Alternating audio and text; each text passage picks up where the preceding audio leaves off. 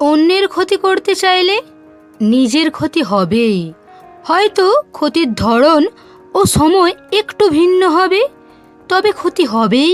কারণ প্রকৃতি তার আপন গতিতে প্রতিশোধ নেয়।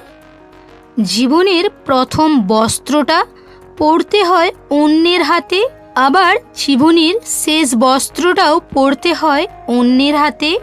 মানুষ জীবনে 6 ক্ষেত্রে হেরে যায়। 1. টাকার কাছে, 2. ভালোবাসার কাছে, 3. বিবেকের কাছে, 4. বন্ধুত্বের কাছে, 5. সময়ের কাছে, 6. অবশেষে মৃত্যুর কাছে।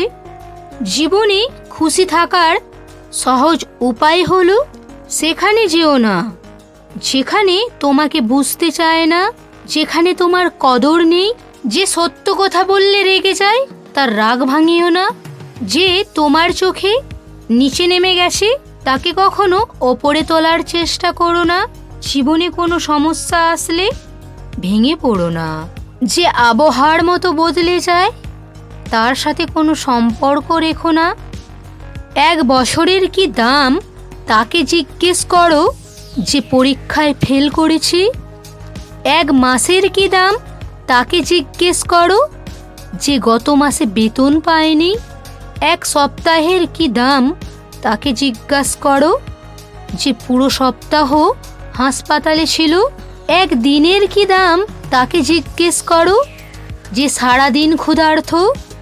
1 ঘন্টার কি দাম তাকে জিজ্ঞাসা করো যে কারো জন্য অপেক্ষা করেছে।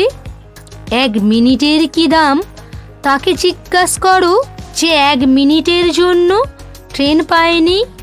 1 সেকেন্ডের কি দাম তাকে জিজ্ঞেস করো যে দুর্ঘটনা থেকে বেঁচে গেছে। তাই জীবনের প্রতিটা মুহূর্তকে সম্মান করো। বয়স 40 পেরিয়ে গেলে আর শিক্ষাগত শংসাপত্রের কোনো দাম নেই। দাম কর্মক্ষমতার। 50-এর পর সৌন্দর্যের দাম নেই, যতই সাজুগুজু করা হোক না কেন। চোখের কোণে কালি পড়বেই, মুখমণ্ডল ভেঙে যাবেই। 60-এর পর অবসর, তখন আর পুরানো চেয়ারটার কোনো দাম নেই। ব্যাংকের ম্যানেজার আর গ্রুপ ডি কর্মীর একই পরিচয়, প্রাক্তন ব্যাংক কর্মী।